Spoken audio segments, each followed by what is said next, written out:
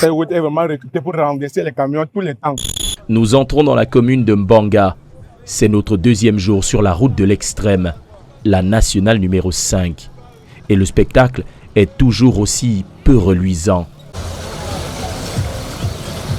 Pourtant, cette route était porteuse d'espoir au tout début des années 60. Pour comprendre jusqu'à quel point, faisons un bond en arrière dans le temps, de plus de 70 ans. 1914. Les Allemands s'engagent dans une aventure fabuleuse, joindre par le rail leurs deux colonies, Cameroun et Tanganyika. 1916. Les Français reprennent à leur compte le projet et relient le port de Douala à Yaoundé. Mais on en restera là jusqu'à ce qu'en 61, le Cameroun indépendant décide de pousser 900 km plus loin vers l'intérieur. Venant de Yaoundé à bord de son avion de commandement, le président fédéral Amadou Ahidjo est arrivé à Koutaba, où il a été accueilli par l'inspecteur fédéral de l'Ouest camerounais. À cette époque, la nationale numéro 5 n'est encore qu'une piste coloniale. C'est à la moitié des années 50 que le tout premier président Amadou Ahidjo lance un vaste projet d'aménagement de la route de l'Ouest. Il prononça un discours. Le but de la manœuvre, alléger le transport ferroviaire et booster encore plus le secteur du cacao et du café qui s'épanouit dans cette partie du pays. Au tout début des années 60, ce qui sera le nouveau visage de la nationale numéro 5 voit le jour. Sauf que voilà, depuis les années 80, aucun véritable chantier d'envergure visant à réhabiliter cet axe ne sera véritablement engagé. Aujourd'hui, voici le visage du rêve d'Amadou Ahidjo, devenu le cauchemar des automobilistes.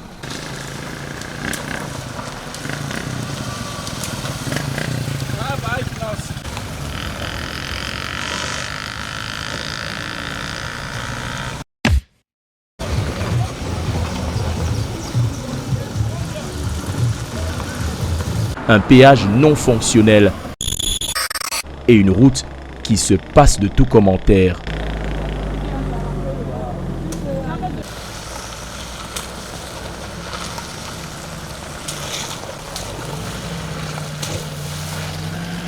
Nous sommes dans le petit village de Mouyouka, dans la commune de Mbanga. Un autre camion transportant de la pozzolan a été victime de la route. Pour ceux qui empruntent ce chemin, ce genre d'image est monnaie courante. Cette route est vraiment récupérée pour renverser les camions tous les temps. Tout précisément, ce camion m'a loupé hier, puis c'est hier que c'est tombé, le rancœur du péage, puisque moi je travaille au péage, rancœur du péage.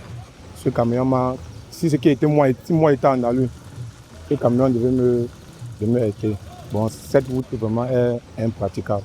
Ça s'est passé hier à quelle heure environ? Hier, il y avait environ de 18h30. Puis le camion transportait la pozzolan pour Douala. Vraiment, nous demandons au chef de l'État de faire quelque chose pour cette route, plus précisément ici. Pardon. Sa prière se mêle à une multitude d'autres qui semblent tomber dans des oreilles de sourds.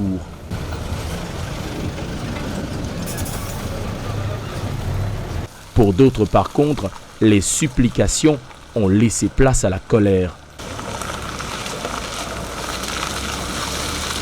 Bafang, le sort de Bafang, le sort de Bafang, c'est trop grave. Bafang, Ponsamba, 3 états, c'est grave. Très grave.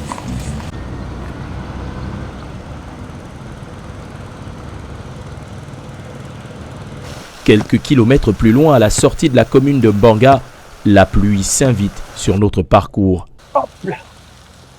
Environ 4 km, mais 4 km criblés de trous qui transforment le bitume en véritable bruyère, fromage, trous et de temps en temps, transformant les trous avec cette pluie en véritable lac, obligeant les automobilistes qui affrontent cette portion de la nationale numéro 5 à faire des acrobaties ou alors, eh bien, le choix est simple, à se retrouver tout simplement au sol.